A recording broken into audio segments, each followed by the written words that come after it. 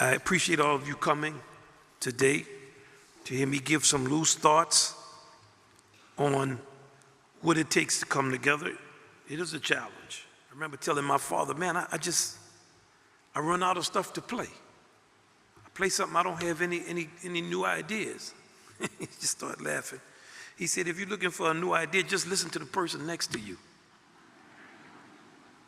Similarities from the multipolar African 6/8, which is doom doom doom to kum kum ka doom doom doom to kum kum ka doom doom to kum kum kum ka doom. See, that bottom rhythm is going doom doom doom doom. 1 2 3 4. Another one is going 1 2 3 4 5 6. 1 2 3 4 5 6. Kum king kitty kitty ting cook cook cook cook cook cook cook cook ting ting tick. It seems like, but it's two polar opposite worlds that they play in to signify the balancing of equilibrium between the polarities. It's a sacred rhythm, and it's one that has infused musicians from time immemorial across all the cultures of the world. What's the similarity between the New Orleans brass band and the traditional marching band? The combination of ragtime, which is 2/4, and the fiddler's reel, which is 2/4 music. Choro, a Brazilian form that is also in 2/4. 2/4 just means tapa tapa tapa tapa 1 2. Where swing is 4/4. They're similar, but you got to find the similarities. The challenge was to find achievements that are related, like the changing of tempos and dance movements that require constancy. Because in jazz, our music has to have a momentum through repetition. If you listen to a South American form like tango, they have 3 or 4 motives that they go between that allows them to slow down at will or speed up at will or play in that. They have that groove in their culture too. Then there was the construction of a melodic vocabulary that could be real. The combination of Celtic melodies and Irish folk songs and folklore, how it relates to American folk songs like Good Night Irene and The Myth of John Henry and so on. The use of New Orleans polyphony in the same sense of Baroque polyphony. We know Bach is the supreme master of polyphonic writing. Here in New Orleans, you have a group of 6 people all playing polyphonically, and it sounds like noise and good at the same time. How can you write that? The challenge was to see how these things are the same and to create a seamless tapestry of melody through different ways of playing as a form of development, not as a form of look, ma, no hands. In attempting to unite disparate and large forces, everyone has to give up something in order to achieve a greater whole. Now I'll speak to you all about some of the challenges of combining forces and dealing with instrumental families and their cross relationships. When you look at an orchestra, it's a group of families that have come together. The strings have violins, 1 and 2 up here. Violas, the disrespected group, right up in here. Cellos, everybody loves them because they can go from low to high, and the cello, oh, they play the beautiful melody. And then the basses, they play some of the time. Oh.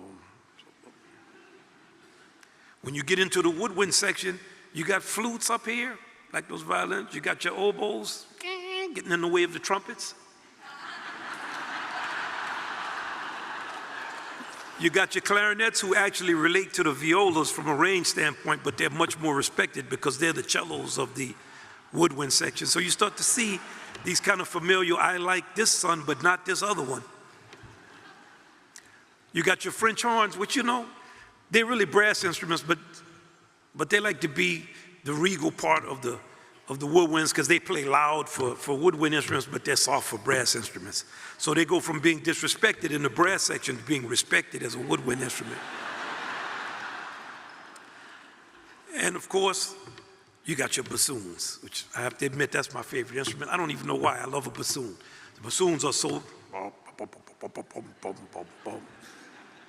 When you get to your noble and mighty and most all-important, the most significant section of the orchestra,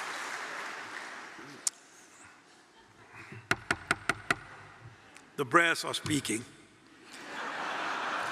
You have the central figure of every orchestra, the trumpets. Then you have the horns, you know, we recognize them, but they're like that cousin that we don't know about.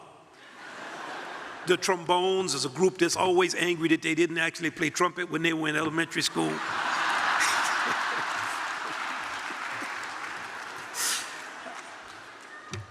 I didn't mean that.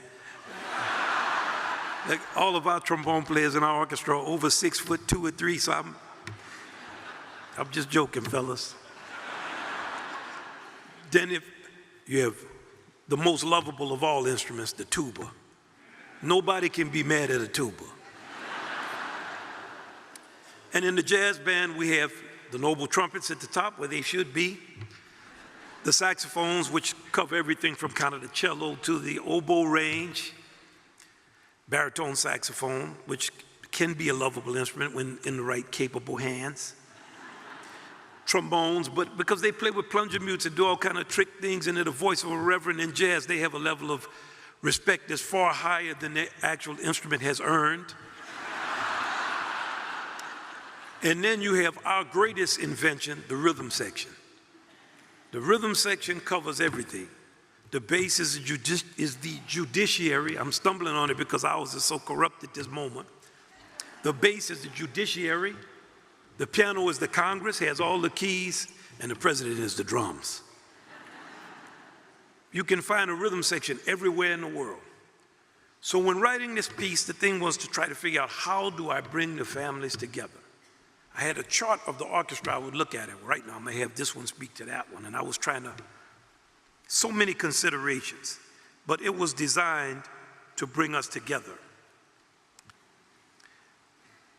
Let's realize that AI lacks the ability to reason.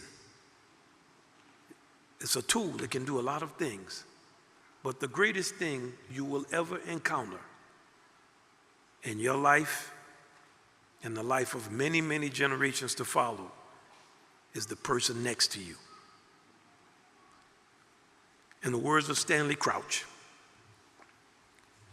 and this is really the main theme of All Rise: be always in pursuit. And at the end of his many emails he would send to me and to other people, he would always write VIA, via, victory is assured. But the most important thing I think for us to realize is the importance of tactility. You can zoom all you want. For some things, you got to be there. Thank you so much.